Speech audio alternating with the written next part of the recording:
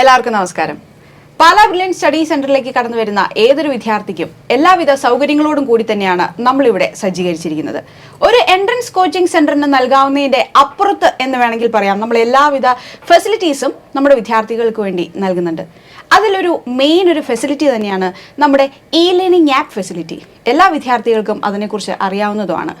So E learning app സെക്ഷനിൽ നിന്നും അമൽ സാറും അതുപോലെ തന്നെ അനന്തു സാറുമാണ് ഇന്ന് നമ്മോടൊപ്പം ചേരുന്നത്. ആദ്യം തന്നെ അവരെ വെൽക്കം ചെയ്യുന്നു. Sir, welcome. നമുക്കപ്പം ഇ ലേണിംഗ് ആപ്പിനെ കുറിച്ചും എന്തൊക്കെ കാര്യങ്ങളാണ് അതിലുള്ളത്, അതെങ്ങനെയാണ് നമ്മുടെ വിദ്യാർത്ഥികൾക്ക് ഉപകാരപ്രദമാകുന്നത് എന്നുള്ള രീതിയിലുള്ള എല്ലാ കാര്യങ്ങളും നമുക്ക് ഇവരോട് തന്നെ ചോദിച്ചറിയാം. ആദ്യം സാർ, എപ്പോഴായിരുന്നു നമ്മുടെ ഈ ഒരു ആപ്ലിക്കേഷൻ്റെ തുടക്കം, ഒരു ആരംഭം ഏത് കാലത്തായിരുന്നു? നമുക്ക് 2016-17 സമയം തൊട്ട് തന്നെ ഓൺലൈൻ പ്ലാറ്റ്ഫോമുകളുണ്ട്. ആ സമയത്താണ് നമ്മൾ ആപ്ലിക്കേഷനുകൾ ആദ്യമായിട്ട് തുടങ്ങിയതും ഓൺലൈൻ പരീക്ഷകൾ നടത്താൻ വേണ്ടിയിട്ടും പിന്നെ വിദേശത്തു നിന്നൊക്കെയുള്ള പേരൻസിൻ്റെയൊക്കെ റിക്വസ്റ്റും പ്രകാരം നമ്മൾ ഓൺലൈൻ ക്ലാസ്സുകൾ നടത്താനൊക്കെ ആയിട്ടാണ് നമ്മൾ ഓൺലൈൻ പ്ലാറ്റ്ഫോമുകൾ തുടങ്ങിയത്.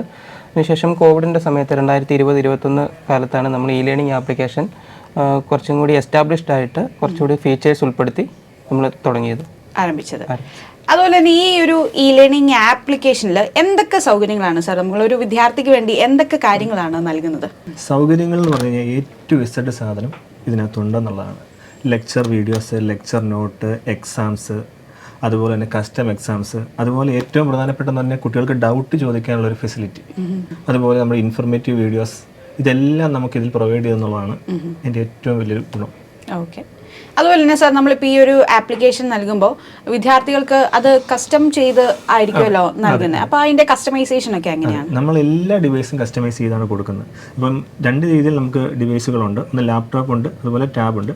അതുപോലെ കുട്ടികൾ കൊണ്ടുവരുന്ന ടാബും ഉണ്ട്, നമ്മൾ ഇവിടുന്ന് പ്രൊവൈഡ് ചെയ്യുന്ന ടാബും ഉണ്ട്. എല്ലാ ടാബും നമ്മൾ കസ്റ്റമൈസ് ചെയ്താണ് കൊടുക്കുന്നത്. അത് നമ്മുടെ വേണ്ട ആപ്ലിക്കേഷനുകൾ മാത്രം വെച്ചായിരിക്കും കൊടുക്കുന്നത്. അല്ലാണ്ട് ഇവർക്ക് പുറത്തുനിന്ന് വേറെ ആപ്ലിക്കേഷൻ യൂസ് ചെയ്യാനോ ഒന്നും സാധിക്കുകയില്ല. അതുകൊണ്ട് തന്നെ വളരെ സെക്യൂർ ആയിട്ട് തന്നെയായിരിക്കും നമ്മൾ കൊടുക്കുന്നത്. ഓക്കെ. അപ്പം ഇപ്പം കണ്ടുകൊണ്ടിരിക്കുന്ന ഒരുപാട് ആൾക്കാർക്ക് അല്ലെങ്കിൽ പാരൻസിനൊക്കെ ഒരു കൺസേൺ ആയിരിക്കാം, ഇവർക്ക് ഈ ടാബ് യൂസ് ചെയ്യുമ്പോൾ അങ്ങനെ സോഷ്യൽ മീഡിയാസ് യൂസ് ചെയ്യുമോ അല്ലെങ്കിൽ അവർ മിസ്യൂസ് ചെയ്യുമോ എന്നുള്ളൊരു ഒരു കാര്യങ്ങളൊക്കെ തീർച്ചയായിട്ടും ഒരു കൺസേൺ ആയിരിക്കാം. പക്ഷേ അതല്ല, നമ്മളത് നല്ല രീതിയിൽ കസ്റ്റമൈസ് ചെയ്ത് വിദ്യാർത്ഥികൾക്ക് അവർക്ക് പഠിക്കാൻ ആവശ്യമായിട്ടുള്ള കാര്യങ്ങൾ മാത്രം ആക്സസ് ചെയ്യാവുന്ന തരത്തിലാണ് നമ്മളത് കൊടുക്കുന്നത്, അല്ലേ? ഓക്കെ.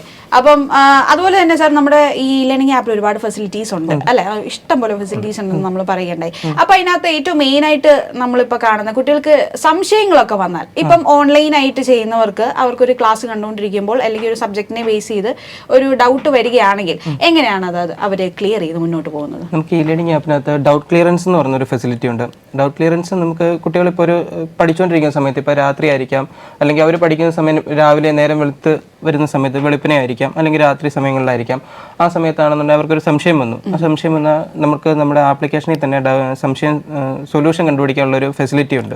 അതിന് ഡൗട്ട് ക്ലിയറൻസ് ഫെസിലിറ്റി എന്നാണ് പറയുന്നത്. അവർക്ക് വരുന്ന സംശയം അവർക്ക് എന്തെങ്കിലും ഫോട്ടോ എടുത്ത് ആപ്പിലേക്ക് പോസ്റ്റ് ചെയ്യാൻ പറ്റും. ഫോട്ടോ എടുത്ത് അല്ലെങ്കിൽ വോയിസ് ആയിട്ട് അയക്കാൻ പറ്റും, അല്ലെന്നുണ്ടെങ്കിൽ ടൈപ്പ് ചെയ്ത് അവർക്ക് അയക്കാൻ പറ്റും. അപ്പം ഈ നമുക്കിവിടെ കിട്ടുന്ന ഉത്തരങ്ങൾ കൃത്യമായിട്ട് അതിൻ്റെ സൊല്യൂഷൻ പറഞ്ഞു കൊടുക്കാൻ നമുക്കൊരു ടീച്ചിങ്ങിൻ്റെ ഒരു ടീം തന്നെയുണ്ട്, ടീച്ചിങ് ഫാക്കൽറ്റീസ് ഉണ്ട്.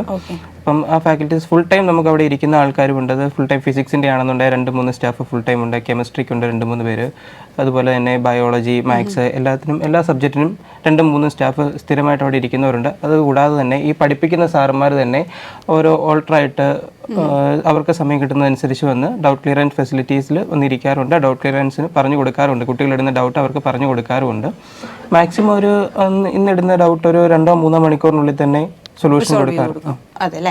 ഓക്കെ. അപ്പം ഇൻ കേസ് എന്തെങ്കിലും ഒരു സംശയം വന്നാൽ തന്നെ ഉടനടി നമുക്ക് അതിനൊരു പരിഹാരമുണ്ട്. അതായത് നമ്മുടെ പ്രൊഫസേഴ്സ് തന്നെയും അല്ലെങ്കിൽ ഇതിനായിട്ട് തന്നെയുള്ള ആൾക്കാരും ഒക്കെ അവിടെ സജ്ജീകരിച്ച് ഇരിപ്പുണ്ടാവും, അല്ലേ? അതായത് അവർക്ക് ഏത് തരത്തിലും ക്വസ്റ്റ്യൻ ചോദിച്ചാലും അവർക്ക് അത് തിരിച്ച് കുട്ടികൾക്ക് നല്ല രീതിക്ക് തന്നെ, അതായത് ഇപ്പം നമ്മളിവിടെ ഫിസിക്കലായിട്ട് കുട്ടികളുടെ കൂടെ ഇരുന്ന് ഇന്ററാക്ട് ചെയ്യുന്ന പോലെ തന്നെ അത്രയും പെട്ടെന്ന് തന്നെ അവർക്ക് കാര്യങ്ങളൊക്കെ അറിയാൻ സാധിക്കുന്നുണ്ട്, അല്ലേ? അതുപോലെ തന്നെ എനിക്ക് തോന്നുന്നു നമ്മുടെ ഈ ലേണിംഗ് ആപ്പിൽ എക്സാംസ്, ഇവർക്ക് പ്രാക്ടീസിനായിട്ട് എക്സാംസിൻ്റെ ഒക്കെ കൊടുക്കുന്നുണ്ടാവുമല്ലോ. അപ്പൊ എങ്ങനത്തെ ലെവലിലുള്ള എക്സാംസും കാര്യങ്ങളൊക്കെയാണ് അതിനകത്ത് നൽകുന്നത്? നമുക്ക് എക്സാംസ് എന്ന് പറയുമ്പോൾ ഈസി ലെവൽ എക്സാംസ് ഉണ്ട്, മീഡിയം ലെവലുണ്ട്, ഹാർഡ് ലെവലുണ്ട്. അത് JEE മെയിൻ, JEE അഡ്വാൻസ്ഡ്, അതുപോലെ നീറ്റ്, കൂടാതെ ഫൗണ്ടേഷൻസ്. നമുക്ക് 6 മുതലുള്ള ഫൗണ്ടേഷൻസ് ഉണ്ടല്ലോ, ആ ഫൗണ്ടേഷൻസ് എല്ലാവർക്കും ഉള്ള ക്വസ്റ്റ്യൻസ് നമ്മുടെ കയ്യിൽ ഉണ്ട്. അപ്പോൾ അതിന് പിന്നെ കസ്റ്റം എക്സാം ഉണ്ട്. അതിനകത്ത് തന്നെ അവർക്ക് ഇപ്പോൾ ഈസി ലെവൽ തന്നെ എഴുതണമെങ്കിൽ അങ്ങനെ എഴുതാം, അതുപോലെ മീഡിയം വേണം അങ്ങനെ എഴുതാം. അതുപോലെ ഇന്ന ടോപ്പിക്കിൽ, അതായത് ഇപ്പോൾ ഏതെങ്കിലും 2 ടോപ്പിക്കുകൾ മാത്രം മതി എങ്കിൽ ആ ഒരു ടോപ്പിക്കിൽ എക്സാം തന്നെ നമുക്ക് എത്ര എണ്ണം വേണം, ഇന്ന ടോപ്പിക്കിൽ നിന്ന് എത്ര എണ്ണം വേണം, അതുപോലെ ഏത് ലെവലായിരിക്കണം, ഇതെല്ലാം നമുക്ക് സെറ്റ് ചെയ്ത് കസ്റ്റമായിട്ട് എക്സാം എഴുതാൻ സാധിക്കും. അതാണ് ഏറ്റവും കൂടുതൽ പിള്ളേർക്ക് പ്രയോജനപ്പെടുന്ന ഒരു എക്സാം. നമ്മുടെ ഇവിടെയും വീക്കിലി എക്സാമുകളുണ്ടല്ലോ, അപ്പോൾ ആ ഒരു ടോപ്പിക്ക് അവർ തന്നെ റെഡിയാക്കിയത് നമ്മൾ അതിന് തലേ ദിവസം അവർ ചെയ്തു നോക്കുന്നുണ്ട്. അതായത് അവർക്ക് അവരുടെ ഒരു ലെവൽ അനുസരിച്ച് അവർക്ക് വേണമെങ്കിൽ റെഡിയാക്കി എടുക്കാം അല്ലേ. അത് വളരെ ഫീഡ്ബാക്ക് പറയുന്ന ഒരു കാര്യമാണ്. പിള്ളേർ എപ്പോഴും പറഞ്ഞു ഞങ്ങൾക്ക് വളരെ പ്രയോജനപ്പെടുന്ന ഒരു കാര്യമാണ് എന്ന് പറയുന്ന ഒരു കാര്യമാണ്. ഓക്കെ. അതുപോലെ തന്നെ നമുക്ക് ഈ ലൈവ് ക്ലാസ്സസും കാര്യങ്ങളൊക്കെ ആണെങ്കിലും നമുക്ക് ഈ ആപ്പ് വഴി ആക്സസ് ചെയ്യാവുന്ന തരത്തിൽ അങ്ങനെയല്ലേ? അതോ റെക്കോർഡഡ് മാത്രമേ ഉള്ളൂ, അതോ ലൈവ് ഉണ്ടോ, എങ്ങനെയാണ് ക്ലാസിന്റെ കാര്യങ്ങളൊക്കെ? ഇല്ല, ലൈവ് ക്ലാസ്സുകൾ നമുക്ക് ഇ ലേണിംഗ് ആപ്പ് വഴി കൊടുക്കാൻ പറ്റും. നമുക്ക് ഇ ലേണിംഗ് ആപ്പിനകത്ത് ഒന്നെങ്കിൽ നമുക്ക് യൂട്യൂബിൽ ലൈവ് ക്ലാസ്സുകൾ കൊടുക്കണമെങ്കിൽ അങ്ങനെ കൊടുക്കാം. അല്ല നമുക്കിനിയിപ്പം നമ്മുടെ ഓരോ ബാച്ചിന് വേണ്ടി മാത്രമല്ല സെപ്പറേറ്റ് ക്ലാസ്സുകളായിട്ട് ലൈവായിട്ട് കൊടുക്കണമെന്നുണ്ടെങ്കിൽ അങ്ങനെ കൊടുക്കാം. അതിനകത്ത് പഠിപ്പിക്കുന്ന സാറുമാർക്കും കുട്ടികൾക്കും അങ്ങോട്ടും ഇങ്ങോട്ടും കമ്മ്യൂണിക്കേറ്റ് ചെയ്യാൻ പറ്റും. ഒരു ക്ലാസ് റൂം, ഒരു ഫിസിക്കൽ ക്ലാസ് റൂം എങ്ങനെയാണോ അതുപോലെ തന്നെ നമുക്ക് ഓൺലൈൻ ക്ലാസ്സും ഇ ലേണിംഗ് ആപ്പ് വഴി കണ്ടക്ട് ചെയ്യാൻ പറ്റും. റെക്കോർഡഡ് ക്ലാസ്സുകളാണെന്നുണ്ടെങ്കിൽ നമുക്ക് ഒന്നിൽ കൂടുതൽ ലെക്ചർ വീഡിയോസ് ഉണ്ട്. അതായത് ഒരു സബ്ജക്റ്റ്, ഇപ്പം ഫിസിക്സിൻ്റെ ഒരു ടോപ്പിക്കിൻ്റെ 2-3 സാറുമാർ പഠിപ്പിച്ച ലെക്ചർ വീഡിയോ ഉണ്ട്. ചിലപ്പോൾ കുട്ടികൾക്ക് ഒരാൾ പഠിപ്പിക്കുമ്പം കുറച്ചുകൂടെ ഡീറ്റെയിൽഡ് ആയിട്ട് ക്ലാസ് കാണണം എന്ന് തോന്നും. അപ്പോൾ അതിൻ്റെ ഒരു ഡീറ്റെയിൽഡ് ക്ലാസ്സുകൾ കൊടുത്തിട്ടുണ്ട്. ഇല്ല, അത് കുറച്ചുകൂടെ ഇപ്പോൾ ഒരു തവണ അവർ പഠിച്ചതായിരിക്കും ആ ടോപ്പിക്ക്, അവർക്ക് കുറച്ചൊരു ഫാസ്റ്റായിട്ട് കുറച്ചുകൂടെ ഒരു റിവിഷൻ ആയിരിക്കും അവർക്ക് വേണ്ടിയത്. അപ്പോൾ അങ്ങനെയാണെന്നുണ്ടെങ്കിൽ അവർക്ക് വളരെ ഷോർട്ട് ക്ലാസ്സുകൾ, അതായത് ഒരു ടോപ്പിക്കിൻ്റെ 1-2 മണിക്കൂർ കൊണ്ട് തീരുന്ന ക്ലാസ്സുകൾ കൊടുത്തിട്ടുണ്ട്. സെയിം ടോപ്പിക്കിൻ്റെ തന്നെ 10 മണിക്കൂറും 12 മണിക്കൂറിൻ്റെ ഡീറ്റെയിൽഡ് ക്ലാസ്സുകൾ കൊടുത്തിട്ടുണ്ട്. അപ്പോൾ അവർക്ക് എങ്ങനെ വേണമെങ്കിലും ക്ലാസ് കാണാം. ഇതൊന്നും കൂടാതെ നമുക്ക് ലൈവ് ക്ലാസ് അവർക്ക് കൊടുക്കാൻ പറ്റും. ഈ ലൈവിൻ്റെ കാര്യം പറയുമ്പോഴത്തേക്കും നമുക്ക് ഒരുപാട് സ്റ്റുഡൻസ് ഇങ്ങനെ ഡൗട്ട് ചോദിക്കുന്നതായിട്ട് ഞാൻ കേട്ടിട്ടുണ്ട്. അതായത് ഇപ്പോൾ ലൈവ് അറ്റൻഡ് ചെയ്യാൻ പറ്റിയില്ല എന്നുണ്ടെങ്കിൽ പിന്നീട് അത് ആക്സസ് ചെയ്യാനുള്ള നമുക്ക് ഫെസിലിറ്റി ഉണ്ടോ? നമ്മളിപ്പോൾ ഒരു ക്ലാസ് ലൈവായിട്ട് കൊടുക്കുകയാണ്. ലൈവ് ക്ലാസ്സുകൾ എന്തെങ്കിലും ഒരു സാഹചര്യം കൊണ്ട് അറ്റൻഡ് ചെയ്യാൻ പറ്റിയില്ല, ഇപ്പം നമ്മൾ കൊടുത്തിരിക്കുന്ന സമയത്ത് അവർക്ക് ക്ലാസ് അറ്റൻഡ് ചെയ്യാൻ പറ്റിയില്ല എന്നുണ്ടെങ്കിൽ ലൈവിന് ശേഷം ഏത് ബാച്ചിലെ സ്റ്റുഡൻ്റ് ആണോ അല്ലെങ്കിൽ ഏത് കോഴ്സിൽ പഠിക്കുന്ന കുട്ടിയാണോ ആ കോഴ്സിൻ്റെ ഫോൾഡറിൽ ആ ലൈവ് ക്ലാസ്സുകൾ റെക്കോർഡഡ് ആയിട്ട് അപ്ലോഡ് ചെയ്യുന്നുണ്ട്. ഓട്ടോമാറ്റിക്കലി റെക്കോർഡായിട്ട് അപ്ലോഡ് ആവുന്നുണ്ട്. അപ്പം അങ്ങനെ അതുവഴി നമുക്ക് ഇപ്പം മിസ്സായിട്ടുള്ള സ്റ്റുഡൻസ് ഉണ്ടെങ്കിൽ അവർക്ക് ആക്സസ് ചെയ്യാൻ പറ്റും അല്ലേ? ഓക്കെ. അപ്പോൾ അതുപോലെ തന്നെ സാറേ വേറൊരു സംശയം ചോദിച്ചിട്ട്, നമ്മുടെ ഈ സ്റ്റഡി മെറ്റീരിയൽസ്, അതായത് ഇപ്പോൾ ഇവർക്ക് വേണ്ടിയിട്ട് ഇപ്പോൾ ഇവർക്ക് പഠിക്കാൻ ആവശ്യമായിട്ടുള്ള സ്റ്റഡി മെറ്റീരിയൽസ് ഒക്കെ നമ്മളല്ലാതെ മെറ്റീരിയൽസ് ഡയറക്റ്റ് കൊടുക്കുന്ന വഴി, അല്ലാണ്ട് ഓൺലൈൻ കോഴ്സിലുള്ള വിദ്യാർത്ഥികൾക്ക് അല്ലാത്ത മെറ്റീരിയൽസ് വേണ്ട എന്ന് വെക്കുന്നവർക്ക് വേണ്ടിയിട്ട് നമ്മൾ സൗകര്യം കൊടുക്കുന്നുണ്ടോ? ഉണ്ട്. എല്ലാ മെറ്റീരിയൽസും നമ്മുടെ ആപ്പിൽ അവൈലബിൾ ആണ്. അത് 2 രീതിയിലുണ്ട്. ഒന്ന് PDF യൂസ് ചെയ്യാവുന്ന രീതിയിലുണ്ട്, ഡൗൺലോഡ് ചെയ്യാവുന്ന രീതിയിലുണ്ട്. അവർക്ക് അതുകൊണ്ട് വേറൊരു ടാബ് കയ്യിലുണ്ടെങ്കിൽ അവർക്ക് വേറെ ഒരു മെറ്റീരിയലും വേണ്ട. ഇത് മാത്രമല്ല പീരിയോഡിക് ടേബിൾസ് ഒക്കെ നമ്മൾ കൊടുക്കുന്നുണ്ട്. പിന്നെ ചെറിയ ഷോർട്ട് നോട്ടുകളുണ്ട്, ലെക്ചർ നോട്ടുകളുണ്ട്, പിന്നെ പോക്കറ്റ് നോട്ടുകളുണ്ട്. എല്ലാം നമ്മൾ അവൈലബിൾ ആണ്. ഒന്നും ആവശ്യമില്ല. അതായത് ഡിഫറെന്റ് രീതിയിലുള്ള കുട്ടികൾക്ക് ആവശ്യമായിട്ടുള്ള രീതിയിലുള്ള തരത്തിൽ നമ്മൾ സെപ്പറേറ്റ് ചെയ്താണ് നോട്ട്സും സ്റ്റഡി മെറ്റീരിയൽസും ഒക്കെ കൊടുത്തേക്കുന്നത് അല്ലേ? ഓക്കെ. അപ്പം ഈ ഒരുപാട് ഫെസിലിറ്റീസ് അടങ്ങിയ ഒരു ആപ്ലിക്കേഷൻ ആണ് എന്ന് നമ്മൾ ഒരുപാട് ഇപ്പോൾ കേട്ടു. അതുപോലെ തന്നെ നമ്മുടെ ഈ ഒരു ഇ ലേണിംഗ് ആപ്പ് സെക്ഷനിൽ എങ്ങനെയാണ് അതിൻ്റെ കാര്യങ്ങളൊക്കെ മുന്നോട്ട് പോകുന്നത്? നമ്മൾ ആപ്പിൽ എത്ര പേരുണ്ട്? എങ്ങനെയാണ് നമ്മുടെ ഈ ഒരു ഡെയിലി ഇത്രയും ഒരുപാട് കാര്യങ്ങൾ നടക്കുന്ന ഒരു സെക്ഷൻ തന്നെയാണ് ഈ ഇ ലേണിംഗ് ആപ്പ് എന്ന് പറയുന്നത്. നമ്മുടെ ഈ വിദ്യാർത്ഥികളുടെ എല്ലാവരുടെയും കൺസേൺസ് ഒരുപോലെ നമ്മൾ തീർത്ത് വേണം മുന്നോട്ട് പോകാനും. അത്ര ഇമ്പോർട്ടൻ്റ് ആയിട്ടുള്ള ഒരു കാര്യം തന്നെയാണ്. അപ്പോൾ എങ്ങനെയാണ് നമ്മുടെ ആ ഒരു ഇ ലേണിംഗ് ആപ്പ് സെക്ഷനും കാര്യങ്ങളൊക്കെ പോകുന്നത്? ശരിക്കും നമ്മുടെ ഒരു ടീം വർക്കാണ് ഇതിൻ്റെ മെയിനായിട്ട് സക്സസിന് കാരണം ഏകദേശം 8 പേരാണ് നമ്മളുള്ളത്. അത് ഓരോ പാർട്ടും നമ്മൾ സെപ്പറേറ്റ് ചെയ്താണ് വെച്ചിരിക്കുന്നത്. ഫൗണ്ടേഷൻ ഒരാൾ, നീറ്റിന് ഒരാൾ, ജെയ്ക്ക് ഒരാൾ, അങ്ങനെ സെപ്പറേറ്റ് ചെയ്ത് വെച്ചിട്ട് അവർ തന്നെ ആ കാര്യങ്ങളെല്ലാം അവർ കൃത്യമായിട്ട് നോക്കുന്നതുകൊണ്ടാണ് ഈ കാര്യങ്ങളെല്ലാം വ്യക്തമായി പോകുന്നതിന് കാരണം. സർ, അതുപോലെ തന്നെ ഇപ്പം ഒരു ആസ് എ നീറ്റ് സ്റ്റുഡൻറ് എന്ന് പറയുമ്പോഴത്തേക്കും ആ ഒരു നീറ്റ് സ്റ്റുഡൻറ്റ് വരുമ്പോഴത്തേക്കും ഇ ലേണിംഗ് ആപ്പ് നോക്കുമ്പോഴത്തേക്കും ആ ഒരു കുട്ടിക്ക് ലഭിക്കുന്ന ഫെസിലിറ്റീസ് എന്തൊക്കെയാണ്? അത് സിമ്പിളായിട്ട് പറയുകയാണെങ്കിൽ നമുക്കൊരു ഈ വർഷത്തെ 2025 ബാച്ചിലെ സ്റ്റുഡൻറ്റ് അവരുടെ ലോഗിൻ ചെയ്ത് കഴിയുമ്പോഴേ അവർക്ക് നീറ്റ് 2025 എന്ന് പറഞ്ഞൊരു ഫോൾഡർ കാണാം. അത് ഓപ്പൺ ചെയ്ത് കഴിയുമ്പോൾ അതിനകത്ത് ലെക്ചർ വീഡിയോസ്, അതുപോലെ തന്നെ എക്സാംസ്, അതുപോലെ ഡോക്യുമെൻറ്റ്സ് എന്ന് പറയുന്നൊരു 3 ഫോൾഡറുകൾ കാണും. അതിനകത്ത് ലെക്ചർ വീഡിയോസിനകത്ത് തന്നെ 2 തരത്തിലുള്ള വീഡിയോസ് കാണും. ഒന്ന് വളരെ എന്താ പറയുക ഡീറ്റെയിൽഡ് ആയിട്ടുള്ളൊരു ക്ലാസ്സും അതുപോലെ പെട്ടെന്നുള്ള ഷോർട്ടായിട്ടുള്ളൊരു ക്ലാസ്സും ആയിരിക്കും ഉണ്ടായിരിക്കും. അത് രണ്ടും കൂടെ നോക്കുമ്പോൾ തന്നെ ഒരുപാട് എല്ലാ ഡൗട്ടുകളും കുട്ടികൾക്ക് ക്ലിയർ ആവും. പിന്നെ അടുത്ത എക്സാം എന്ന് പറയുന്നത് അതിനകത്ത് ഈസി, മീഡിയം, ഹാർഡ് ലെവൽ എക്സാമുകളുണ്ട്. അതും ടോപ്പിക് വൈസ് തന്നെയാണ് കിടക്കുന്നത്. പിന്നെയുള്ള ഡോക്യുമെന്റ്സിനകത്താണ് ഞാൻ ഈ പറഞ്ഞ മെറ്റീരിയലും ബാക്കിയെല്ലാം കിടക്കുന്നത്. അതുപോലെ തന്നെ നീറ്റ് മോഡൽ എന്ന് പറയുന്ന വേറൊരു ഫോൾഡർ ഇവർക്ക് കാണും. അപ്പോൾ അതിനകത്ത് നമുക്ക് പ്രീവിയസ് ഇയർ എക്സാംസ് ഉണ്ട്, മോക്ക് ടെസ്റ്റ് സീരീസ് ഉണ്ട്, അതുപോലെ ഇപ്പോൾ പ്രീവിയസ് ഇയറിലെ നീറ്റിൻ്റെ എക്സാമിൻ്റെ ഉണ്ട്, എല്ലാം ഇതുവരെയുള്ള എല്ലാം കംപ്ലീറ്റ് ഉണ്ട്. അതുപോലെ പ്രാക്ടീസ് സെഷനുകളുണ്ട്. ഇത് അതുപോലെ ടോപ്പിക് വൈസ് ആയിട്ടുള്ളതുണ്ട്. അതുപോലെ NCERT ബേസ്ഡ് ആയിട്ടുള്ള ക്വസ്റ്റ്യൻസ് ഉണ്ട്. ഇതെല്ലാം അവർക്ക് അവൈലബിൾ ആണ്. ഓക്കെ, അപ്പോൾ ഒരു നീറ്റ് സ്റ്റുഡന്റിന് ഇത്രയും കാര്യങ്ങളാണ് കിട്ടുന്നത്. അതുപോലെ തന്നെ ഇപ്പോൾ ഒരു JEE സ്റ്റുഡന്റിന്റെ കാര്യം പറയുകയാണെങ്കിൽ, ഇപ്പോൾ ഒരു എഞ്ചിനീയറിംഗിന് വേണ്ടിയിട്ട് പ്രിപ്പയർ ചെയ്യുന്ന സ്റ്റുഡൻസിന് എന്തൊക്കെ ഫെസിലിറ്റീസ് ആണ്? എഞ്ചിനീയറിംഗിന് വേണ്ടി പ്രിപ്പയർ ചെയ്യുന്ന സ്റ്റുഡൻറ്റ് ഇപ്പം ലോഗിൻ ചെയ്യുന്ന സമയത്ത് അവർക്ക് 2 ടൈപ്പ്, പ്രധാനമായിട്ടും നമുക്ക് ക്ലാസ്സുകളാണല്ലോ ഉള്ളത്. ഇപ്പോൾ 2 ടൈപ്പ് ക്ലാസ്സുകളാണ് ഉള്ളത്. ലെക്ചർ വീഡിയോസ് 2 ടൈപ്പ് ഉണ്ട്. 2 അല്ലെങ്കിൽ 3 ടൈപ്പ് ഉണ്ടാവും. ഷോർട്ട് വീഡിയോസ് കാണും, ഡെപ്ത് ടൈപ്പ് വീഡിയോസ് കാണും. ഷോർട്ട് വീഡിയോസ് എന്ന് പറഞ്ഞു കഴിഞ്ഞാൽ ഞാൻ പറഞ്ഞല്ലോ ഒരു ക്വിക്ക് റിവൈസിന് വേണ്ടിയിട്ട് ഉപയോഗിക്കുന്ന വീഡിയോസാണ്. ഡെപ്ത് എന്ന് പറഞ്ഞു കഴിഞ്ഞാൽ ഡീറ്റെയിൽഡ് ആയിട്ടുള്ള ക്ലാസ്സുകളായിരിക്കും പഠിപ്പിക്കുന്നത്. പിന്നെ അവർക്ക് വരുമ്പോൾ അവർക്ക് വർക്ക് ബുക്കിൻ്റെ കീ, അവർക്ക് ഡോക്യുമെൻ്റ് ഫോൾഡറിനകത്ത് അവർക്ക് കിട്ടുന്ന മെറ്റീരിയലിൻ്റെ കീസ്, എല്ലാ കാര്യങ്ങളും അപ്ലോഡ് ചെയ്തിട്ടുണ്ടാവും. പിന്നെ അവർക്ക് പല ടൈപ്പ് എക്സാമുകൾ കൊടുത്തിട്ടുണ്ടാവും. ഇപ്പോൾ എഞ്ചിനീയറിംഗ് എന്ന് പറയുമ്പോൾ എഞ്ചിനീയറിംഗ് ഒരു വൈഡ് ഏരിയ ആണ്. ഇപ്പോൾ ഒരു IIT JEE മാത്രമല്ല ഉള്ളത്, ICER, NICER, അങ്ങനെ കുറേ എക്സാമുകളുണ്ട്. അപ്പം അതിന് വേണ്ടിയിട്ടുള്ള എല്ലാ എക്സാമുകളുണ്ട്. NICER, BITSAT, VIT, Amrita, CUSAT, Kerala, എല്ലാ എൻട്രൻസ് പരീക്ഷകൾക്കും വേണ്ടിയിട്ടുള്ള കോമ്പറ്റീറ്റീവ് എക്സാമുകൾക്ക് വേണ്ടിയിട്ടുള്ള സൊല്യൂഷൻ നമ്മൾ അതിനകത്ത് കൊടുത്തിട്ടുണ്ട്. ഒരു മെഡിക്കൽ എഞ്ചിനീയറിംഗ് എക്സാമിന് മാത്രമല്ല, ബാക്കി നമ്മളിപ്പം ഇതുമായിട്ട് ബന്ധപ്പെട്ടുള്ള എല്ലാ കോഴ്സുകൾക്കും വേണ്ടിയിട്ടുള്ള എക്സാംസും അതിന് വേണ്ടിയിട്ടുള്ള പ്രാക്ടീസ് സെക്ഷനും നമ്മൾ നൽകുന്നുണ്ടല്ലേ? തീർച്ചയായിട്ടും ഇതിങ്ങനെ ഒരുപാട് ഫെസിലിറ്റീസും ഒരുപാട് എന്താ പറയുക ഓപ്ഷൻസും കാര്യങ്ങളൊക്കെ നൽകുമ്പോഴത്തേക്കും ഇത് കേൾക്കുന്നവർക്കൊരു സംശയമായിരിക്കാം, അല്ലെങ്കിൽ ഇത് യൂസർ ഫ്രണ്ട്ലി ആണോ, എങ്ങനെയാണ്, അപ്പോൾ ഇത് ഡിഫിക്കൽട്ടാണ്, ഇത് പഠിക്കണമെങ്കിൽ ഈ ആപ്ലിക്കേഷനെ കുറിച്ചൊന്നും പഠിക്കണമെങ്കിൽ കുറച്ച് എന്താ പറയുക കുറച്ച് ദിവസങ്ങൾ എടുക്കുമോ, എങ്ങനെയാണ് അതിൻ്റെ ഒരു ഈ ഒരു ആപ്പിൻ്റെ ഒരു യൂസ് വരുമ്പോഴത്തേക്ക് എങ്ങനെ വരും? ഇല്ല, ഇത് വളരെ യൂസർ ഫ്രണ്ട്ലി ആയിട്ടുള്ള ആപ്ലിക്കേഷനാണ്. ഇത് ലോഗിൻ ചെയ്യുമ്പോൾ തന്നെ നമുക്ക് മനസ്സിലാവും ഇതിൻ്റെ ഡിസൈൻ വളരെ സിമ്പിളാണ്. ലോഗിൻ ചെയ്ത് വരുമ്പോൾ ലോഗിൻ സ്ക്രീനിൽ ആദ്യം ലോഗിൻ സ്ക്രീനിൽ 4 ഡിവൈഡ് ചെയ്തിരിക്കുകയാണ്. ഹോം, ക്ലാസ്സസ്, അനലറ്റിക്സ്, ടെസ്റ്റ്, ഇങ്ങനെ 4 തിരിച്ചിരിക്കുകയാണ്. എന്നിട്ട് ഹോമിനകത്ത് വരുന്നതെന്ന് പറഞ്ഞു കഴിഞ്ഞാൽ നമ്മൾ ഓരോ കാര്യങ്ങളും ലേറ്റസ്റ്റ് ആയിട്ട് വരുന്ന കാര്യങ്ങളെല്ലാം ഹോമിൽ ഒരു നോട്ടിഫിക്കേഷൻ വന്ന് കിടക്കുന്ന പോലെ വന്ന് കിടക്കും.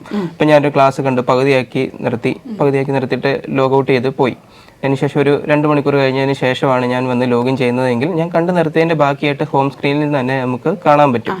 ക്ലാസ്സസ് എന്ന് പറഞ്ഞു കഴിഞ്ഞാൽ ഞാൻ ആദ്യമേ പറഞ്ഞ പോലെ തന്നെ ലെക്ചർ വീഡിയോസ് ഉണ്ട്, ഡോക്യുമെന്റ്സ് ഉണ്ട്, അങ്ങനെ പല ഫോൾഡറുകളുണ്ടെന്ന് പറഞ്ഞല്ലോ. ഈ കാര്യങ്ങളെല്ലാം സ്ട്രക്ചറായിട്ട് അലൈൻ ചെയ്ത് വെച്ചിരിക്കുന്നത് ക്ലാസ്സസിനകത്താണ്. ആ ക്ലാസ്സസ് എന്ന് പറയുന്ന ഡിവിഷൻ എടുക്കുമ്പോൾ തന്നെ അതിനകത്തൊരു കോഴ്സിൻ്റെ പേര് കാണും. ആ കോഴ്സിനകത്ത് ക്ലിക്ക് ചെയ്യുമ്പം അതിനകത്ത് ലെക്ചർ വീഡിയോസ്, ഡോക്യുമെന്റ്സ് എന്ന് പറഞ്ഞ് പല ഫോൾഡറുകളായാലും കൊടുത്തിട്ടുണ്ടാകും. ഇതെല്ലാം ഒരു ഫോൾഡർ സ്ട്രക്ചർ ആയതുകൊണ്ട് ആർക്ക് വേണമെങ്കിലും ഈസി ആയിട്ട് മനസ്സിലാക്കാൻ പറ്റുന്നതേ ഉള്ളൂ.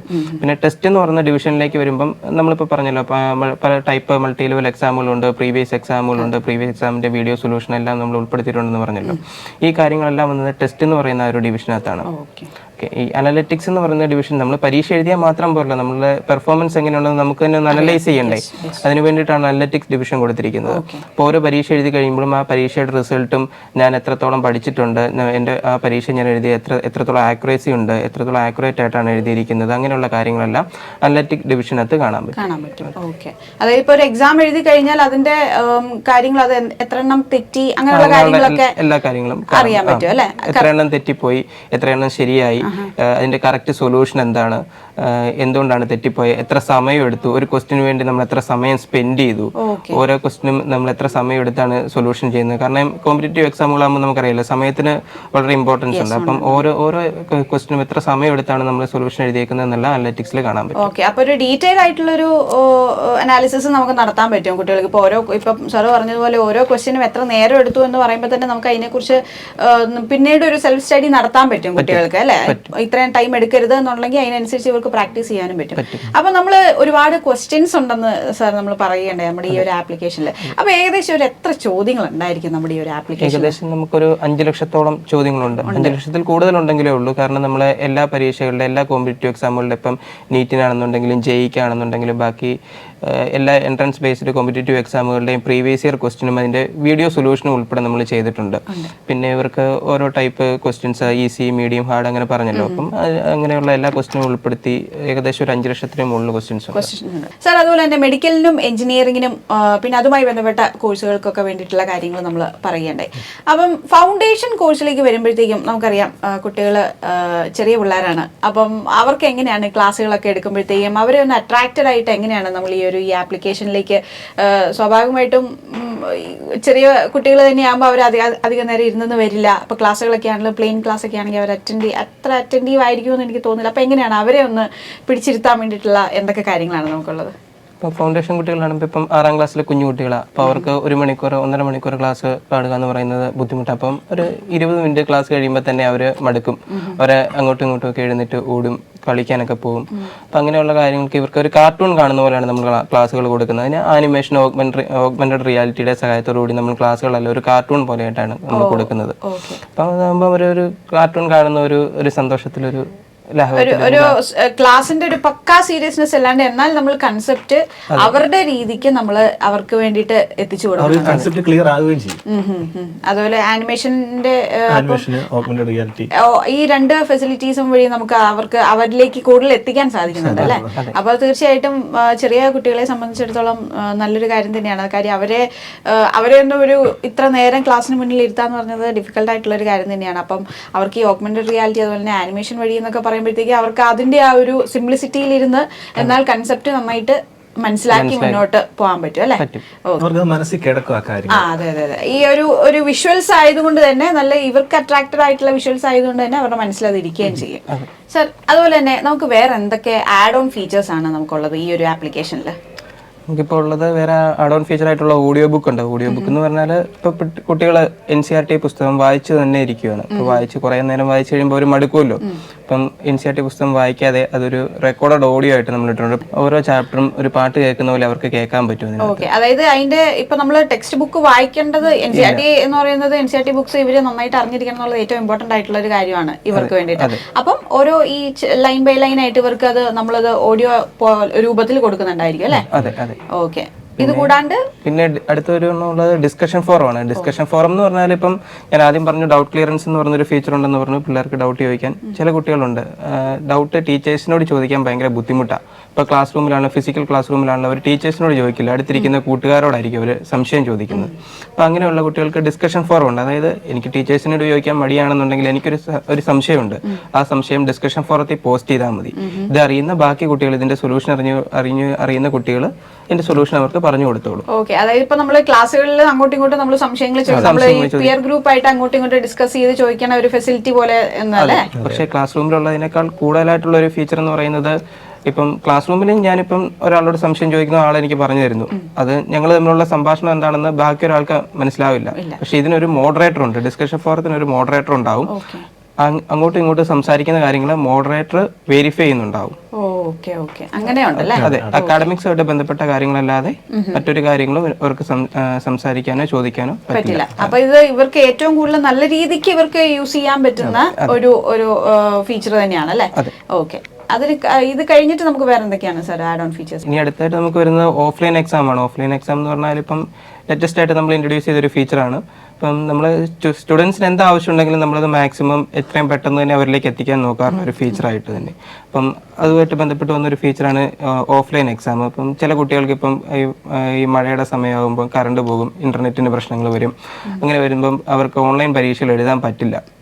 പരീക്ഷ തുടങ്ങുന്ന സമയത്ത് ക്വസ്റ്റ്യൻ പേപ്പർ നമുക്ക് ഡൗൺലോഡ് ചെയ്യാനുള്ള ഒരു ഓപ്ഷൻ ഉണ്ട്. ഓഫ്ലൈൻ എക്സാം എന്ന് പറയുന്ന ഫീച്ചർ ക്വസ്റ്റ്യൻ പേപ്പർ ഫുള്ളായിട്ട് നമുക്ക് ഡൗൺലോഡ് ചെയ്യാം. ഡൗൺലോഡ് ചെയ്തതിന് ശേഷം നമുക്ക് പിന്നെ നെറ്റിൻ്റെ ആവശ്യമേ ഇല്ല. അവരിപ്പോൾ യാത്ര ചെയ്യുകയാണെന്നുണ്ടെങ്കിലോ എത്ര എക്സാമുകൾ വേണമെന്നുണ്ടെങ്കിലും അങ്ങനെ ഡൗൺലോഡ് ചെയ്ത് വെക്കാം. ഡൗൺലോഡ് ചെയ്ത് പരീക്ഷകളെല്ലാം എഴുതി അതിൻ്റെ സൊല്യൂഷൻ എല്ലാം എഴുതി അതിനുശേഷം അവസാനം നമുക്ക് അപ്ലോഡ് ചെയ്താൽ മതി. നെറ്റുള്ളപ്പം അപ്ലോഡ് ചെയ്യാം. ഓക്കെ. അപ്പം ഈ പറഞ്ഞ പോലെ ഈ സമയത്ത് എന്ന് പറയുമ്പോഴത്തേക്കും കുറെ ഇന്റർനെറ്റ് വിഷയങ്ങളോ അല്ലെങ്കിൽ കറണ്ട് ഇലക്ട്രിസിറ്റിയുടെ പ്രശ്നങ്ങളോ ഒക്കെ വരുമ്പോഴത്തേക്ക് ഇതൊന്നും കുട്ടികളുടെ പഠനത്തെ ബാധിക്കാത്ത തരത്തിലാണ് നമ്മൾ ഇത് റെഡിയാക്കിയിരിക്കുന്നത് അല്ലേ. ഓക്കെ.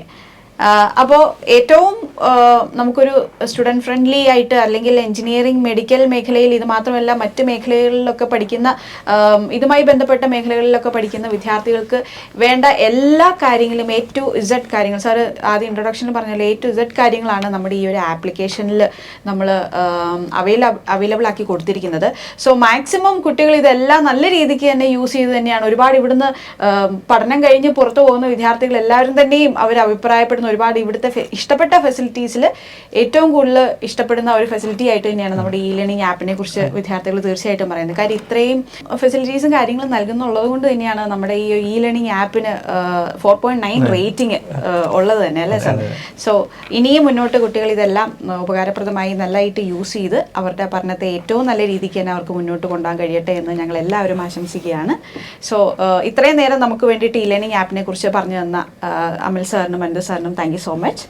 സോ ഇനി ഇപ്പോൾ പ്രിപ്പയർ ചെയ്യുന്ന എല്ലാ വിദ്യാർത്ഥികൾക്കും ഇ ലേണിംഗ് ആപ്പ് വഴിയും അതുപോലെ തന്നെ നമ്മുടെ ബ്രില്യൻറ്റിൽ നൽകുന്ന എല്ലാ ഫെസിലിറ്റീസും വഴിയും നന്നായിട്ട് പഠിക്കാൻ സാധിക്കട്ടെ, നല്ല ഉയരങ്ങളിലെത്തി നല്ല മാർക്ക് നേടാൻ സാധിക്കട്ടെ എന്ന് ഞങ്ങൾ ആത്മാർത്ഥമായി പ്രാർത്ഥിക്കുകയാണ്. Thank you.